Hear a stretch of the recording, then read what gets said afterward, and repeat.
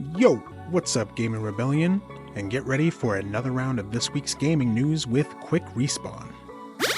Sony is reportedly developing a new handheld gaming device capable of playing PS5 games natively, though it hasn't been confirmed. This device could challenge the Nintendo Switch, but faces hurdles like technical limitations and developer support to optimize PS5 games for lower-powered hardware.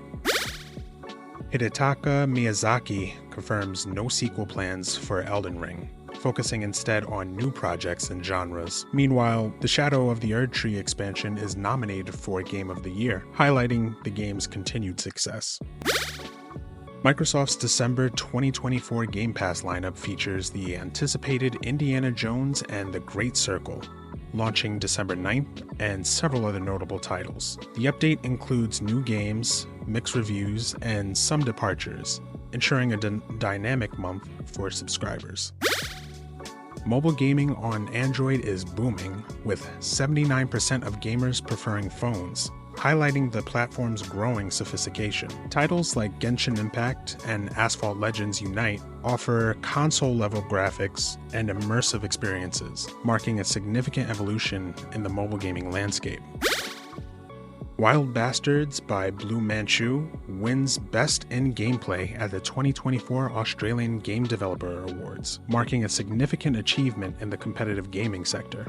The game, a successor to Void Bastards, is praised for its art, character diversity, and storyline, and is available on multiple platforms, broadening its audience reach. Treyarch and Activision face backlash as Warzone and Black Ops 6 players report severe hit registration issues affecting gameplay integrity. Players experience visual cues of damage without actual impact, blaming server-client desynchronization for the discrepancy. Amazon Prime Video will premiere Secret Level on December 10th, 2024, featuring 15 episodes exploring stories from iconic video games. The anthology series boasts contributions from notable actors and creators, with each episode standing alone, including adaptations of titles like Sifu and Warhammer 40k. And that's it for this week's Quick Respawn. Yo, what's up, Gaming Rebellion? I'm here with my partner in crime, Isaiah. What's up, boys? So today we're going to be talking about first-person shooters and their evolution from Doom to GoldenEye, from Halo to Destiny, from Call of Duty to Overwatch, and more. First-person shooters hold a special place in my heart, as those were the first style of games that introduced me to competitive play in 3D and split screen, right before Mario Kart. I kind of shifted away from the genre in recent years, but I thought this might be a nice time for us to go on a little nostalgia trip. I'll share a list of the more popular titles from their respective decade, so I'm sorry if we don't mention one of your favorites, guys. But that list is long, and I likely won't mention all of the installments of any one particular franchise. However, the goal is more to stir up recollection of past games and franchises themselves, and we'll share our personal experiences and what we liked about the games. Feel free to shoot us a tweet at GameRevoltOfficial, link in the description below, and share with us your favorite FPS moments. Honorable mention to the popular 80s games that were released before our time. They were released between 1974 to 1981 to be specific, and I haven't played them personally, and I don't know if you have, but we'll include them in the 90s list just in case. But those games were Maze War, Battlezone, and the original Wolfenstein. But we'll move on to the 90s games, which are Doom, released in 1993, the new Wolfenstein 3D in 1992, Quake, 1996, 007 in 1997, Duke Nukem 3D, Half-Life, and Unreal Tournament. I have experiences with Doom and 007 from the 90s, but that's about it. How about you? Yeah, when you say 007, this is specifically GoldenEye? This is GoldenEye, yes, that's right. GoldenEye? Oh, okay. Yeah, I didn't have GoldenEye myself, but I would go to my friend's house and play it. I remember Oddjob was a cheater, basically. He was smaller. Yes. So you always had to aim down, and he had that one-hit KO move with his hat. But yeah, no, it was a really fun game at the time, especially. I hadn't experienced anything like it before. Right. I'm not familiar with a lot of those games. I know Doom is like one of the OGs, but never got a chance to play it. Yeah, I played Doom a couple of times when I was a kid. I remember my dad played it. I think I was around 7 when I used to watch him play it, and he would let me play it, but it was not one I particularly cared to play because I just wanted to explore the game, see what happened, and I hated the thought of turning a corner and having something jump out at me. Quite honestly, I feel like Doom kind of ruined the horror genre for me in general because of that, because I have an overactive imagination and I did not need that level of stimulation. Oh man, I could tell you wouldn't have liked the Souls games then. No, that would have turned me off completely. Like even now watching anything with like zombies and stuff like that, it kind of like it throws me off. Like I can do it, but it's like yeah, Doom was nice. Again, I didn't care for it. And then as far as GoldenEye goes, I remember playing that with you and your brothers a couple of times. It wasn't that often. But I remember playing it on the N64, and I remember Oddjob, and I remember that cheat code that made your character have like a giant head for whatever reason. Shoot, yeah, I forgot about those. And the golden gun, where it's just a one-shot kill. Yeah. That was fun. I really did enjoy that. I kind of wanted to. I thought that would be a fun mention. I guess what makes those games fun in comparison, I guess, the games today was that they had split screen. Yes, it was split screen. So you would come over with the boys and sit down and play, and that brought in another dynamic of like who's screen peeking. It wasn't. The funny thing is like you feel like that's not ideal. Like the setups we have today, where each person has their own screen and you don't have to worry about that. Right. But it does remove an element that I don't know, it had its own charm, I guess, back then. It really did. I did enjoy that a lot. I remember we'd all be sitting in front of the TV looking at each other trying to figure out who's trying to peek into someone else's screen. Yeah. And I remember your brother, he would come at us constantly. He's like, you're cheating. I saw you looking. Like, bro, I'm not even looking in your direction. Every time you die. Like, you turn the corner and then all of a sudden there's a grenade there. It's like, how did you know to throw a grenade there? Yep. I love that. I remember back then thinking that I kind of wish that there was a way that we could play the game from different rooms. Like if you had a TV in your room, I had one in the other room, and then we could play that way. Yeah, no, that would have been expensive as hell. Yeah. We had to work with what we had. But I did enjoy those experiences, and I kind of wish we could go back to that. But as you already know, a lot of the games today, they don't care to put split screens in their games for whatever reason, but it is what it is. But now we have the list from the 2000s, which is we have Halo That's 2. List is done. Yep. Halo 3. We have Call of Duty, Far Cry, Half-Life 2, Counter-Strike, Doom 3, Battlefield 1942, Left 4 Dead, GoldenEye, Metroid Prime, BioShock, and Team Fortress 2. But yeah, I remember playing Halo. Halo was my fun. game. Yeah. I had so much fun playing Halo. That pretty much just defined the entire first-person shooter genre for me. Halo 1, 2, and 3. 3 was the one I liked the least, but the funny thing is that's like the most popular version of Halo. Everybody remembers Halo 3. That's like at least sentiment around my way. But I love the original Halo, the split screen co-op. It was just so different from any other game I played. Like as much as GoldenEye was a step up, Halo was like twice as much of a step up from GoldenEye, in my opinion. I'm talking about just Halo 1. Like Halo 1 was just so good. And for a lot of people, this would have been either your first time having a first-person shooter in a 3D environment too.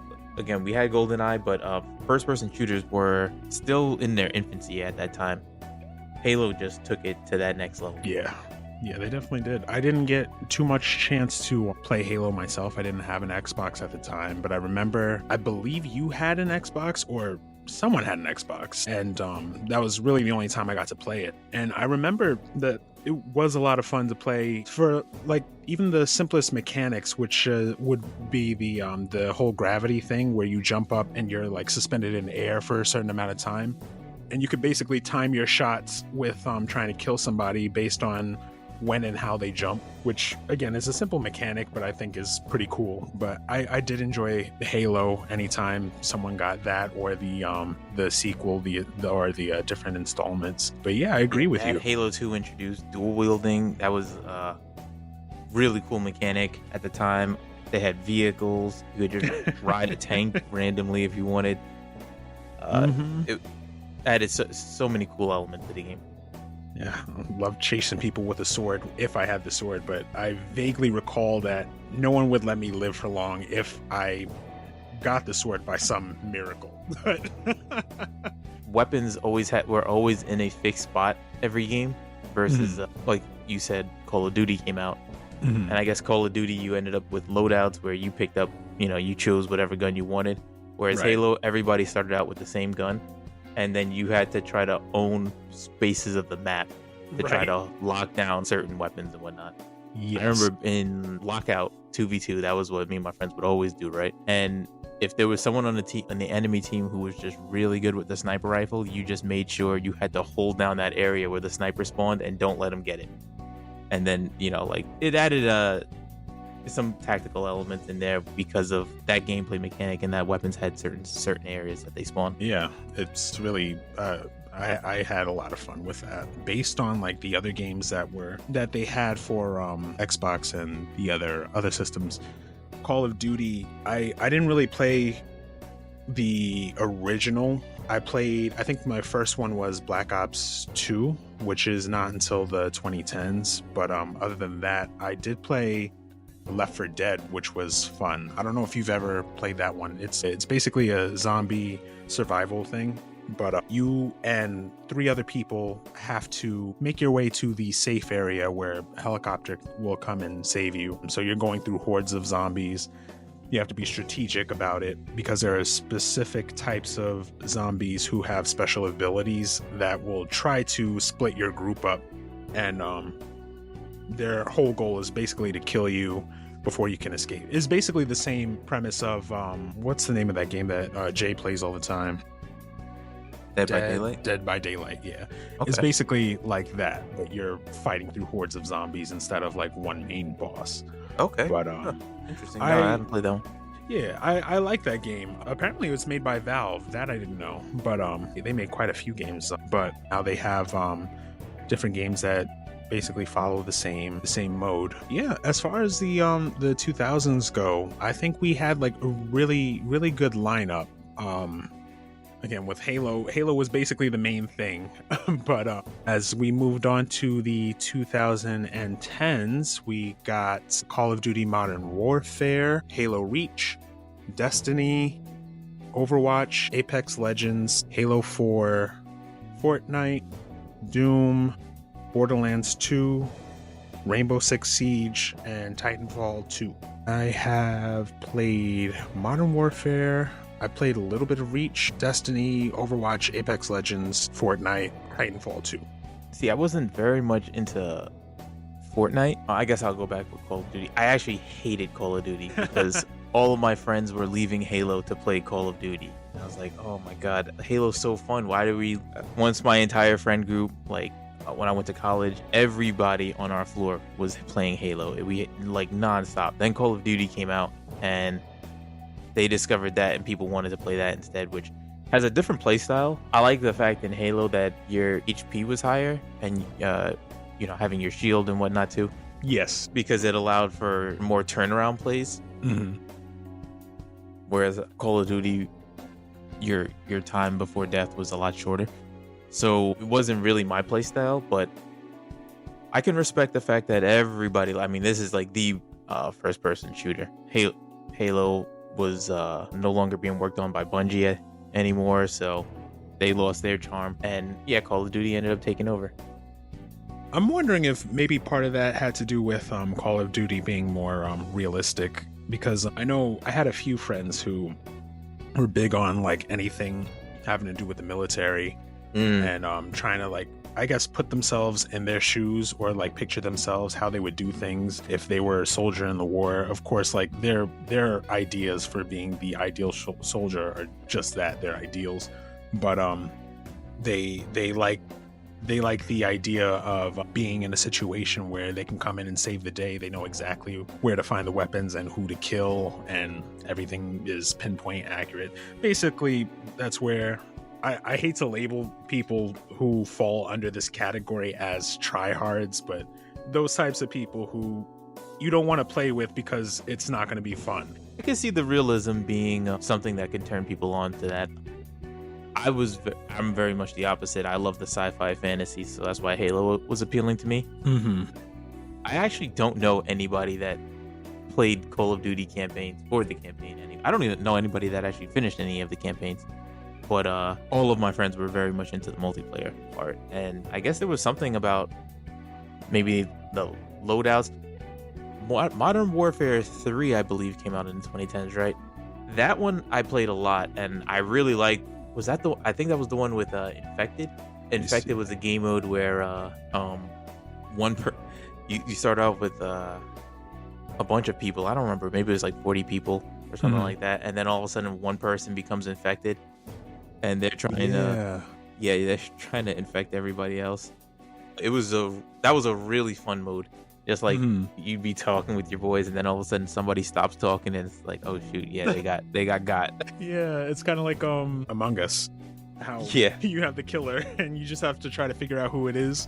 But I thought that was pretty cool too. But I was one of the very few, as far as Call of Duty goes, who actually played the campaign. Oh my god. And everyone was just like, what the hell is wrong with you? It's like, I don't want to play with you guys.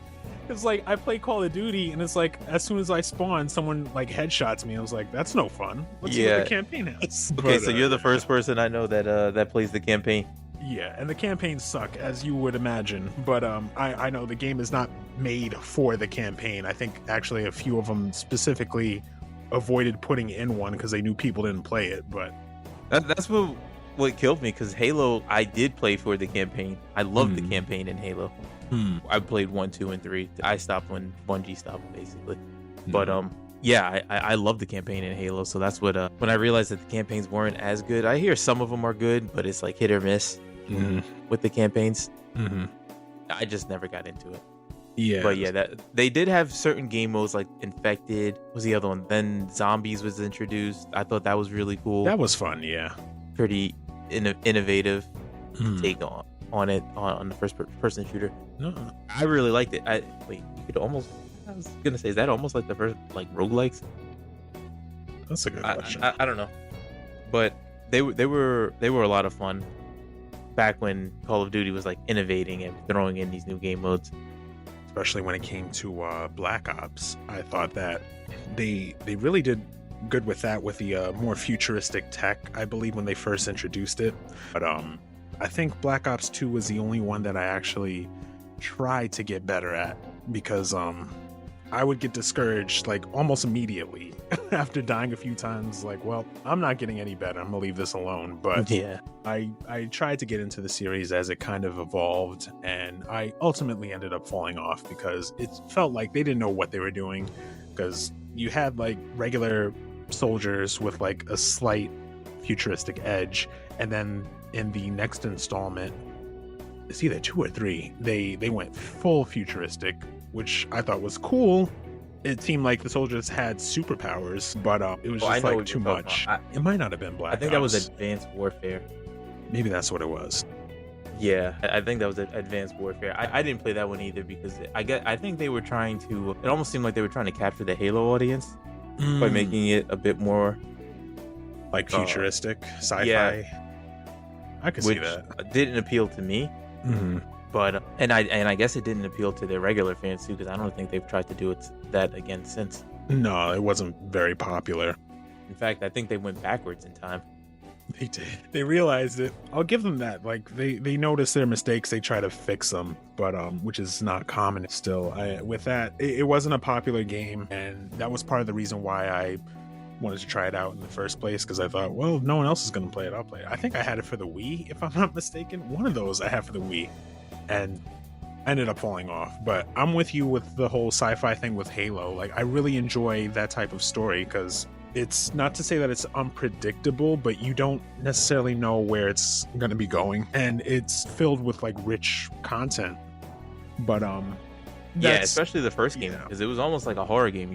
When you land on this ring and you don't even, you're fighting aliens at first, and then all of a sudden you see the flood. And I remember, I was like 12 years old at the time when I first started playing. It was creepy as hell, but man, that was such an experience.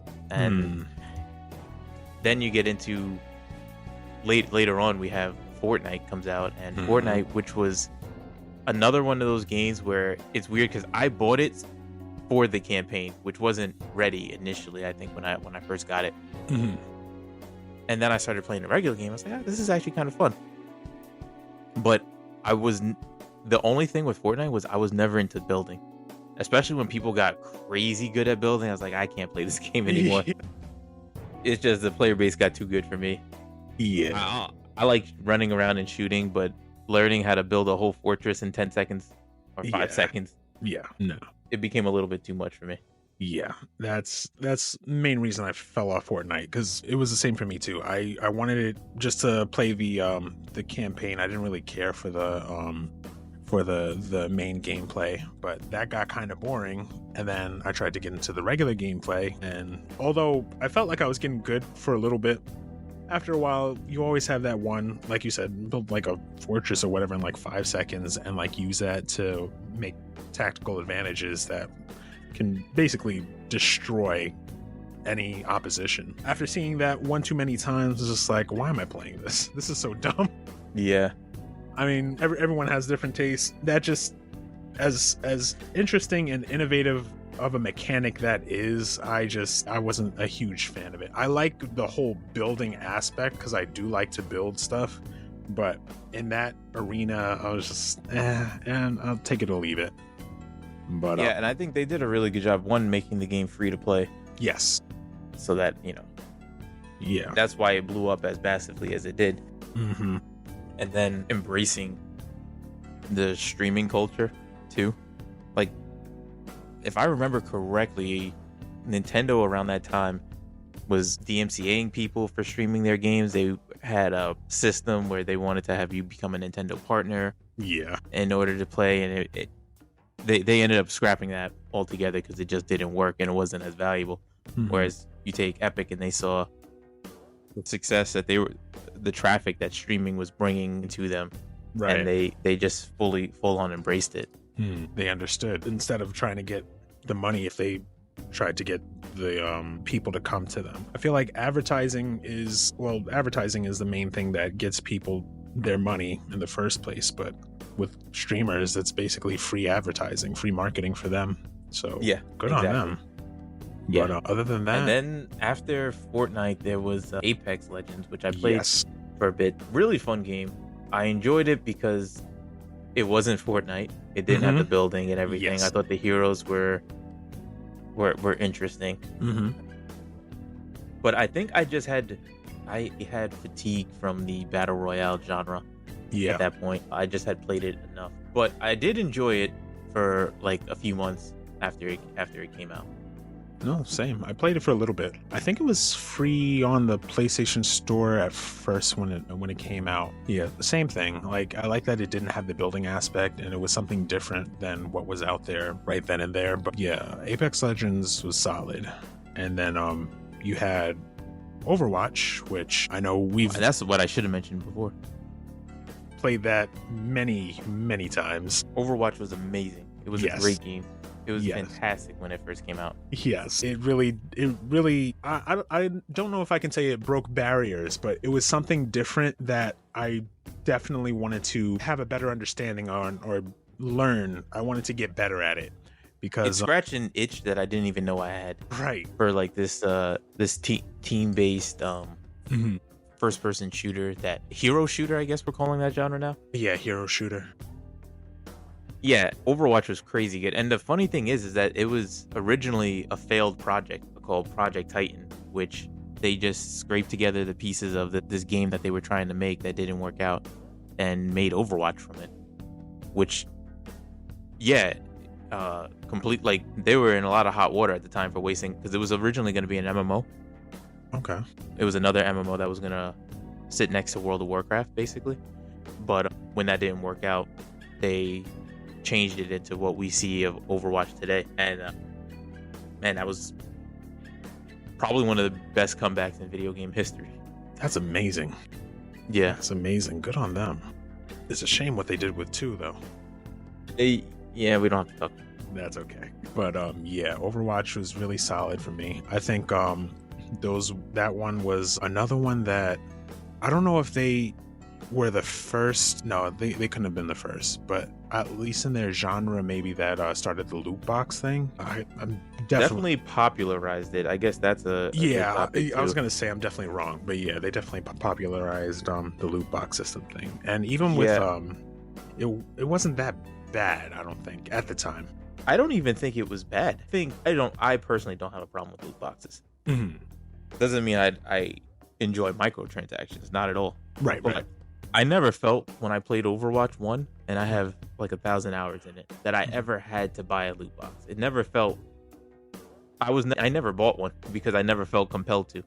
If you just played the game, you earned loot boxes regularly. So it was completely fine to me. Overwatch got a lot of hate because of loot boxes, but I feel like they weren't even the people that you should have been upset about, because there were companies that were, and Blizzard is one of them, that were doing it wrong, microtransactions in a very predatory way. And World of Warcraft is a good example of that, and those are the ones that should have gotten the hate, I feel. But loot boxes in Overwatch, I thought they were done fine. No, I agree with loot boxes in general. It's just with when it came to Overwatch, they made sure that you could pay for it if you wanted to, or you didn't. And I really love that I could still earn them just by playing the game. Any game that I play nowadays that has that like style of mechanic, I always give them their props, because I hate feeling like I'm forced to give a game money for any particular reason, or feel like I'm getting trapped into getting a loot box or anything else. Because if I pick up a game, I want to feel like I can play it from start to finish without too much opposition. And I realize with a lot of companies nowadays, they put these paywalls in place, so you either absolutely have to go through them in order to finish the game or reach whatever level of end game is for you, or they make it incredibly difficult where the game is no longer fun unless you give them money. I think that's just the whole whatchamacallit. It's just those are the tactics that and to be clear, Overwatch was not pay to win at all. Like the skins, they were just skins. They just let you play the game looking different. But that's what I didn't understand why Overwatch got so much flack over the whole loot box situation, because they were one of the companies that weren't doing it egregiously. Like League of Legends also, you can get skins, and the only way League of Legends makes money is by selling you skins. And they give skins out for free all the time. I might have just as many free skins that I've gotten as I have paid skins. I think people just want what they want, and if I'm understanding the issue correctly, I assume that they had so much of an issue with the loot box thing because they weren't getting what they wanted, or the drop rates were just too low. But it's like, you're getting stuff for free, and I think the problem can come in is when you're paying for a loot box, but you're not, so you don't know what you're gonna get. Yeah, that's another. I think that is where you can get into a problem. But then it's like, for me, that seemed like such a bad deal. You give me $10 and I'll give you maybe something good. It's like, nah, I'm good on that one. If you say I'll give you this box because you were playing the game, all right, sure, I'll take it and I'll open it up and I get a bunch of items I already had already. Fine. Right. It didn't cost you anything. All you had to do was play the game, which is what you wanted to do. I was going to play the game anyway. Yeah, so. No, I hear you. And, yeah, we'll see how that goes. I mean, Overwatch 2 already kind of effed up their whole deal. But then we have the original Destiny made by Bungie, who created Halo. Yeah, Destiny I thought was a really interesting idea, having a first-person shooter MMO. Yes. Destiny's one of those games that I can't ever get hooked on. I'll play it, I'll get to max level, I'll get my light level high enough to do some of the hardest content. I never finish any of the raids. And then I just do PvP. Really, that's what I want, is to get the best weapons to play in PvP. So I play PvP until it just like, okay, I'm done. Yeah, that pretty much sums up my experience with Destiny. It's like you play to the end and it's like, now what? And I know a lot of the gameplay kind of felt repetitive. I think originally people were looking for more content, but at the time they were just trying to work on fixing bugs and whatnot. But I do like that they created that idea to have a first-person shooter MMO that I don't think at the time we had something as ambitious as that, but I do give them a lot of credit because it really came out to be a pretty solid game. It's like you said, it's like once you completed whatever you wanted to do, you got the weapons that you wanted, that was it. It's like, all right, well, now what? There was nothing really to keep me coming back other than doing more grinding, and you know how everyone loves to grind, so that's just a fact of all MMOs, unfortunately. Yeah, so I kind of fell off with that. But I don't think it's a bad game at all. I think it's worth the money. You play for a bit and then see what you think. Yeah, and then it's over. No, it's really not a bad game at all. Like every now and then I'll go and revisit Destiny 2 just to see what I've missed, and you see some of the videos on new content and stuff, and you think like this is actually really impressive. Like they put their heart and soul into that lore. But I'll probably revisit that again sometime soon. Now, when we move on to the 2020s, we have Call of Duty Warzone, we have Valorant, Cyberpunk 2077, Halo Infinite, Battlefield. I think that's wrong. I already put the Battlefield 2021. They did a remake. Got it. Doom Eternal, Escape from Tarkov, and Rogue Company. Interesting. I played a little bit of Valorant. Okay.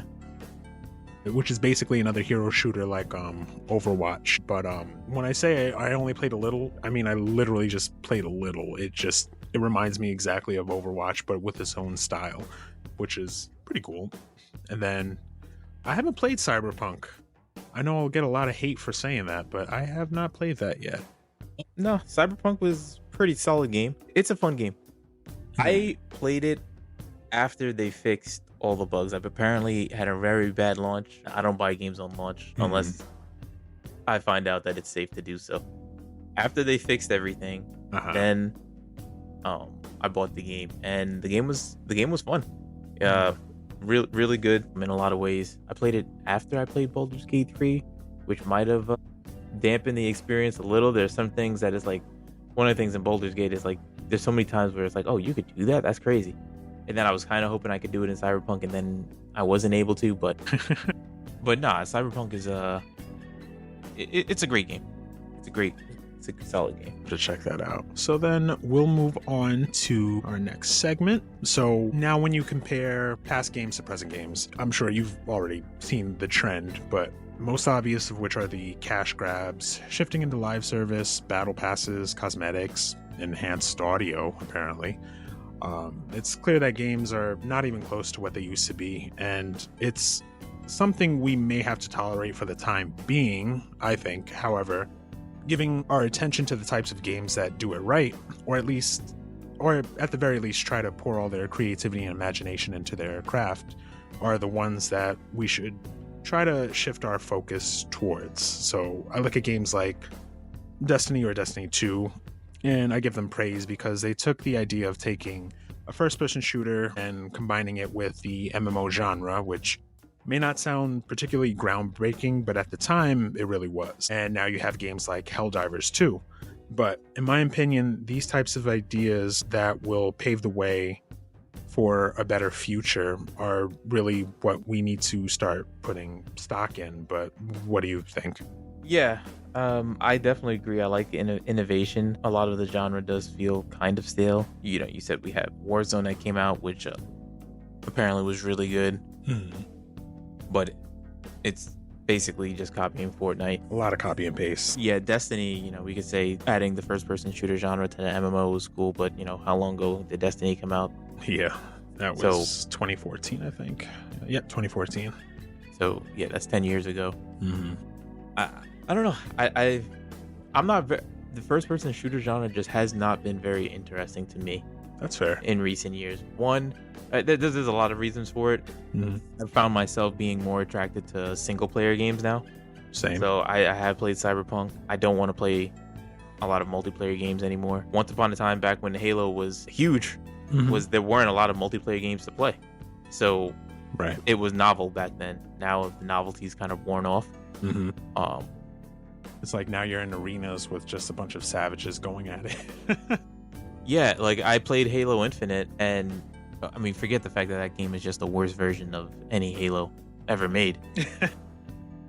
I played it on release, right? And when they didn't have a Slayer mode, where I never play Oddball or Capture the Flag. I never played those modes. I hate playing those. I just like straight up killing people, right? Team deathmatch. But that wasn't even an option, and we just had to, play these objectives, games and whatnot. And it was annoying because this is how they released the game. Whereas back then, you see, when a game got released, you didn't release a game and then hope, to fix it in patches later. Is right. You had to get it right then and there. So I don't know. Maybe Halo Infinite's better now. I haven't tried it again, and that's another thing too.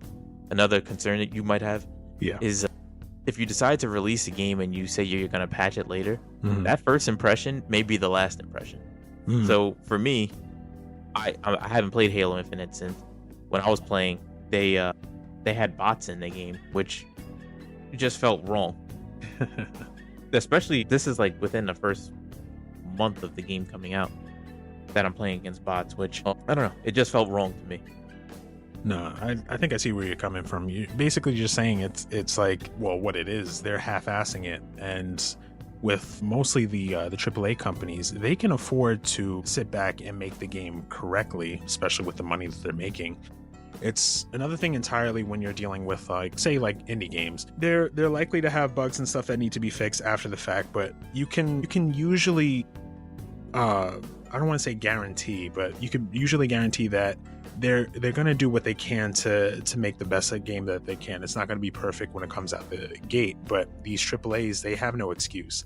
They don't need to sit back and say, we'll just patch it after the fact, because like you said, it's like that impression could be the last impression. And that's turned me off to so many games and franchises, because I feel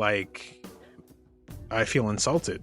It's like, why would you go through such lengths? You get me hyped up. You tell me, oh, this game's going to be the next best thing. Oh, it's awesome. It has this, and that. You're going to want to play this for years to come. And then it comes out and you have bots you have to play with because they don't have enough people playing the game, or they just couldn't be bothered to make the game as intended the first time. I don't know. And it's interesting because you look like we had recently Concord came out. Yeah. And the game cost $400 million reportedly to make, which is ridiculous. I still can't get over that. Why when your budget's that high, you have to make $400 million back at least. So you set the bar a little too high for yourself sometimes too. So that's why another reason why some of these games that we see are failing is because it makes you wonder, where does the money go? Right. Like, who's spending that money? How did that money get spent to make this product that nobody wanted? Apparently not a lot of it went into QA or testing to see, does the market actually want this? So yeah, I think that's a really big problem, is that we're not the studios are too big to succeed. When you're that big, you just need to, your measurement for success is just way too high. Whereas you have, like Power World, they had their $7 million budget. They don't need to make as much money. It was great that they ended up hitting a home run, but you don't need to make nearly as much because you work better with the resources you have. That's right. No, you're absolutely right. But yeah, I mean, we could still like sit here and just hope that they learn, but at the same time, you kind of know that they're not going to get it unless their wallets get hit hard enough. But we'll see as time goes on. What would make you want to play in a first-person shooter again? It really depends. It has to have it definitely has to have some kind of theme that's interesting. Like, I think there's one that came out recently. I don't know if it's actually considered a first person. It's called Angerfoot, and you basically just run around kicking enemies, and it's hilarious. But for something that's such a simple concept, I was looking at the videos, and like you just see this alien killing other aliens with his foot. And then I think to other games like High on Life. My God, that game it's nothing groundbreaking, but with the voice acting and the play style and the story itself, it was just like I wanted to go back and explore their universe or see what else your living guns were gonna say. Like, I just thought that was hilarious. I enjoy anything that's like different. You also have games like Ultra Kill, which I hear is super popular. I didn't do any research on that one in particular, but they say that it's supposed to be it's just like pure carnage. You just go around and just shoot and kill everything you can, like Doom on crack, I guess. Okay, you could call it. Okay. But yeah, I'm kind of with you as far as first-person shooters go. It's never been like the genre I particularly care to delve in too much. But again, if I were to see more innovation like that, and they were able to basically just market the different kind of stupid, crazy, funny stuff that you could do with that genre, I would definitely get back into it. Yeah, for me, I think I agree with you. Mm-hmm. And I want to see something different. I wish I would have looked at those games. I haven't seen that. High on Life, you said? Yeah, it has I gotta get the list of the voice actors, but the main one is Justin Roiland, who voices Rick and Morty, and just some of the commentary, like you wouldn't even be like shooting anyone, and you could just like be walking around exploring whichever planet you're on, and they'll just like open up a dialogue, or they'll talk to each other. The different guns will start talking to each other, and it's just like, what is going on? But I love that kind of stupid humor. It's like stupid but simplistic, and somehow it all ties together. And yeah, I definitely highly recommend playing High on Life. It's a lot of fun.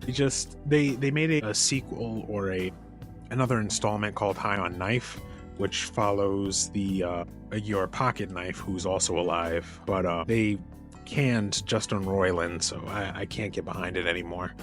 But really, yeah, whole allegations or something like that. I'm just like, F this, you guys trying to cancel somebody else again? So yeah, I'm not really looking. I don't care to play any other versions. I'll just stick with High on Life and be happy with that. Yeah, you know what's a game I really liked that you can't really consider a first-person shooter. I'm not going to say it is, but it took the genre, I guess, in a little bit of a different direction. Was Valkyria Chronicles?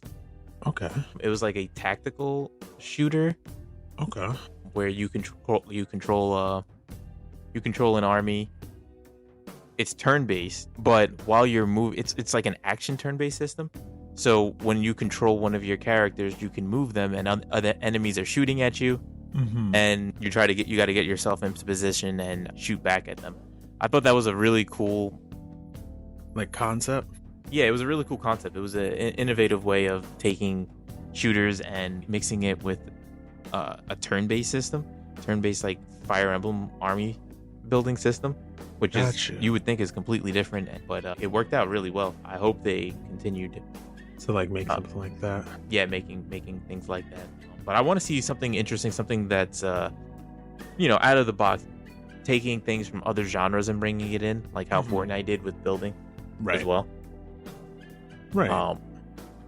It shouldn't be too difficult either. I do remember seeing you play this game a couple of times, and I just never knew what it was about. But looking at it now, I didn't realize that's how it worked. That's actually really cool. Yeah, that and the story was good. Solid game. Now there's Valkyria Chronicles 1, which was for PS3, I want to say. Then they came out with Valkyria Chronicles 2, which I think was for like PSP. Okay. I didn't get that. I was like, I hate when they take a game I like and then they put it on portable. And then Valkyria Chronicles 3 was they just took the guns out. They just completely redid the game. It's like a complete. I played like an hour of it and I said, I want my money back. I was so excited for it because I was like, oh wow, we were on PSP last time and I couldn't enjoy that. Now I can get the game back. Nah, the game sucked. Then they made Valkyria Chronicles 4, which went back to their roots. Okay. That again is a game I can recommend. So Okay. Valkyria 1 and Valkyria 4, you can skip 2 and 3. You're Got not it. missing anything. Fair enough. I might actually check this out myself. It kind of gives me like Fire Emblems vibes, but particularly like I don't want to say like Three Houses. Like I'm thinking of the perspective of being like you're the teacher and you're like teaching them to fight, but this is like first person. I really like that. This is cool. Yeah, you're the commander. Mm-hmm. You ride around in a tank and then you get your people out. You get, just like Fire Emblem, you get to choose your units. You have a whole bunch of people that you can end up recruiting and whatnot, and you level them up: snipers, engineers, all kinds of things. They have every map has a different gimmick and whatnot to it. Okay.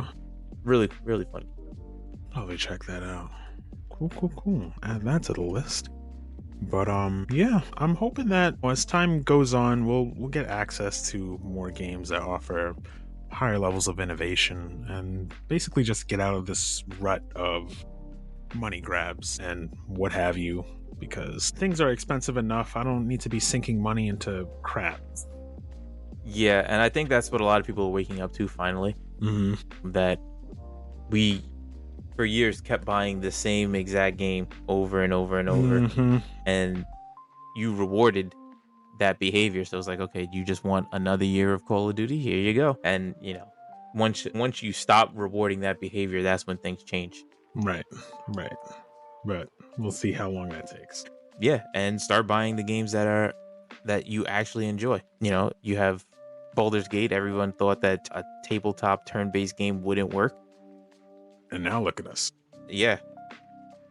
To show people like that they don't know these experts that are telling you, what games are going to sell and what's not. Mm-hmm. That they're not right. The audacity to call themselves experts. Yeah. Well, that's who the people are listening to that make the game. Right. But yeah, that's all I have for this one. You had anything else you wanted to add? No, that's about it. All right. So, like I mentioned in the beginning, let us know about your first-person shooter experiences. Which classic FPS games would you love to see remade or remastered? What would your dream FPS game look like in 2025? And how do you think modern FPS games compare in terms of gameplay, storytelling, and monetization? Hit us up or tweet us at Game Revolt Official, and we'll catch you on the next one. Peace.